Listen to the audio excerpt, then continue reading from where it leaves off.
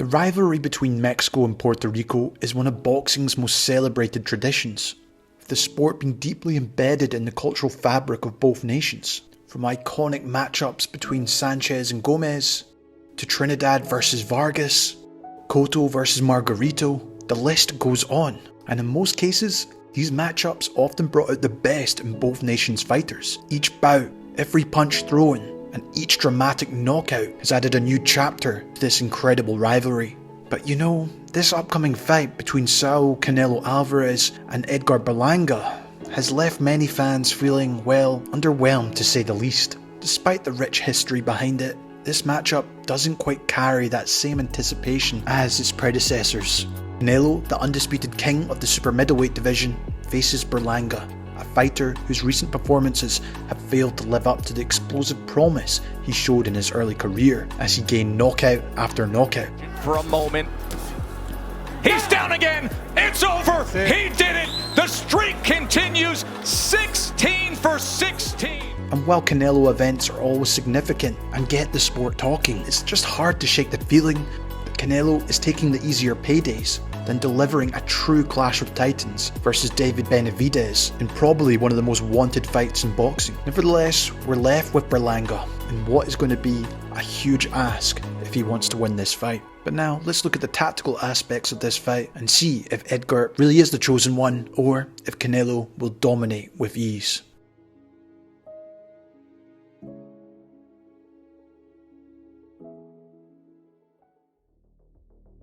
First up, let's look at the challenger, Edgar Berlanga. Berlanga really made a name for himself with that astonishing run of 16 consecutive first round knockouts, showcasing he does have devastating power. And even though his knockout streak started to slow down as the opposition stepped up, the power Berlanga possesses cannot be ignored, and this is something even Canelo Alvarez cannot underestimate. Not only that, in terms of his fighting style, Berlanga does thrive fighting off the front foot, forcing his opponents back towards the ropes with hard power jabs.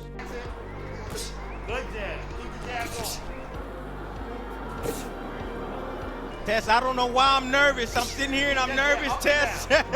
Is the streak gonna stay alive? Where you say he's either gonna go those three sense because Berlanga can't get that. In most cases, this does force opponents back towards the ropes or corners, allowing him to get off his very useful combination punching, whether that be setting up the backhand or throwing lead left hooks to the body and head. Not to mention, he does actually have deceptively quick hands at times. However, a lot of his success came against less experienced fighters, and occasionally he does get careless with this aggressive style, as he can admire his own work a bit too much, which in turn leads to openings for his opponents to counter him back. Yeah, fellas, this is what I've been saying, that this guy, Caceres, veterans are always dangerous. They're looking for one shot. And I just got done saying that Berlanga was having a good round, and then he fell asleep, he threw a shot and didn't anticipate a shot coming back, and then there you have it. He's sitting on his back looking up at the lights. But if you push him back, this is where I think he starts to struggle when he's boxing in the back foot. But that doesn't necessarily mean he's bad at that either. I feel sometimes his personality outside the ring actually makes people underestimate his boxing ability, as he does have a solid jab, he can throw in combinations, and even at times box in the back foot if he has to. However, I'll talk about his weaknesses later in this video. Another thing to note about Berlanga is his youth and physicality. He is after all a natural super middleweight, and although he's had a tougher time of it in the last few years, I wouldn't necessarily say he's starting to wear down from that. If anything, we've seen more decline in Canelo Alvarez. But what does Berlanga have to do to win this fight? Well, it's a hard one because Canelo Alvarez has shown that he can still pretty much dominate this level of opposition. You just need to look at his last fight versus Munguia, who in my opinion is actually a much better fighter than Berlanga. Nevertheless, he does have different attributes that could cause problems for the Mexican. Personally, I think this has to be a fast start from Berlanga, as I think we even saw some good success from Munguia in his opening rounds against Canelo before he got knocked down, and after that kind of went into a shell. However, with Berlanga's attitude, I could see him going for it in the early rounds. Watching Alvarez's most recent fights, he usually does take the first couple of rounds to check out his opponent. Personally, I really do think Berlanga needs to throw those hard power jabs to disrupt his rhythm early, both to the body and head. I hate to bring this up too much, but Bivol did a great job in terms of using the jab, both to the guard and the body, never really allowing the Mexican to fight at his rhythm. However, Berlanga really isn't that type of fighter. As much as I do rate his power jab, he's simply just not as consistent with it. I really do think this is one of the only ways he can disrupt Canelo's forward momentum, and even him opening up his guard. Speaking about that, I do think the body shots will be key for Berlanga. He does have a vicious left hook to the body that can do some serious damage when it lands. Seemingly thigh, and I would just shoot it straight up. I would kind of stiff arm it, and it just hits him. Throwing that many. Here it's round number 2 scheduled for 10. He's trying to move around for his life right now as Berlanga continues. Great left hand to the body and drops Nunes. And as we know with Alvarez, he loves to throw his own left hook, and Edgar can either look to step back and counter, or take a step back and counter with the right hand. As much as I think Berlanga needs to start this fight in terms of setting the pace by getting behind his hard jab, he must try and resist the temptation to go all out for the knockout early. As seen in the Munguia fight, this was a huge mistake, as he got just that little bit too overconfident and was punished for it early. To beat someone of Canelo's quality, you really do need to show something different, and he should look to set up his other attacks by using his feints to try set up Canelo with surprise right hands. Look at that foot feint right there. Is that knocked out? Yes, it is. Switched up the attack. Instead of coming in with a jab, he came in with a hook, and that threw off. That threw off Quigley. It was a 3-2. Landed cleanly. Again, body shot. Very patient, took his time. Boom, another shot right there was the second shot. Knockout streak going. He's done big damage, but here we are in the 8th. Again with it. Yeah, he's pulling the guard down and attacking the opening. While as much as Canelo has looked great in his last 2 fights, he's very much relying more on his ring IQ and his ability to take advantage of the inexperience of his opponents, whether that be baiting them to set up counter punches and making them overcommit, while his decline in speed is compensated through timing and power. However, the explosive power from Berlanga from range could really cause some problems. Not to mention Canelo sometimes does take a round or 2 off, relying solely on his defense and counterpunching to conserve his energy. However, this can be a hard thing to recognize for any fighter, especially if Canelo has dominated the previous round. But if Berlanga can maybe time his risk and let his hands go at the right moment, he just might get through Canelo's guard. He did damage right there. A right hand comes in. A left hook comes in. He's got him against the ropes. Can he keep the streak alive? Swings out and that's it. TKO victory. He did it again. Look at the face of Bellows in just over a minute.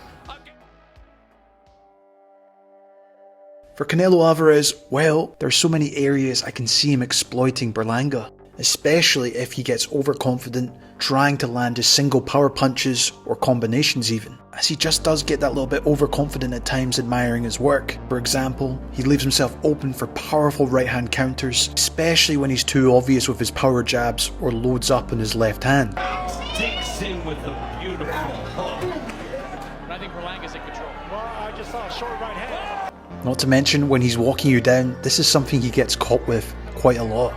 Well, sometimes we've even seen Berlanga struggle against the jab, and can sometimes be quite indecisive in terms of what he should do next, as he opts to use defensive movement instead, slipping and sliding. However, too often he just plants his feet and doesn't change direction, while Berlanga's aggressive style often leaves him open to those counterpunches just generally, and his tendency to drop his hands after throwing power punches makes him susceptible to those counters. And for Canelo Alvarez, this is a dream for him.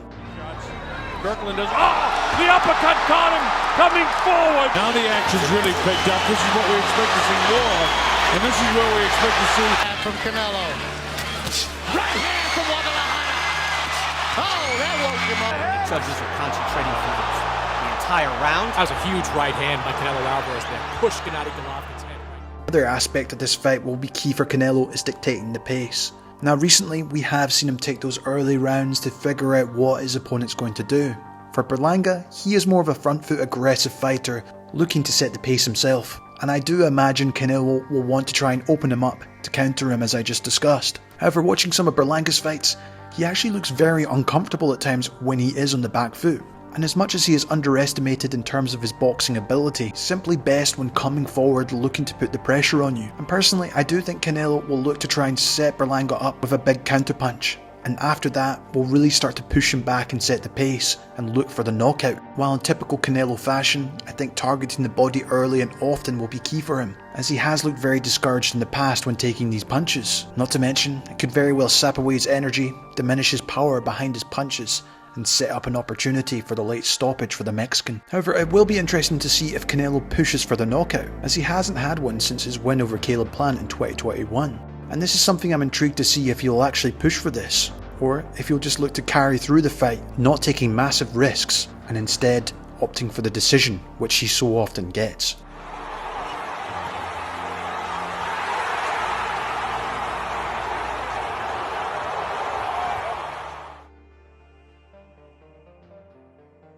As Alvarez and Berlanga get set to face each other, they represent two proud boxing nations, and although it may not be the chapter we really want to see, I do think the contrasting styles and attitudes of both men could see some potential risk-taking from both men. However, with Canelo with his vast experience and tactical brilliance and ring generalship, you have to favour him going into this one. Berlanga, on the other hand, has to use this as an opportunity to prove that he can compete with the very best, or at least make it competitive, especially if he wants those bigger fights down the line. This has been Jamie from Boxing Life. I'd love to hear your thoughts on the fight. Do you think this will be another straightforward win for Canelo Alvarez? Or will Edgar Berlanga actually surprise some of us and make this a competitive fight?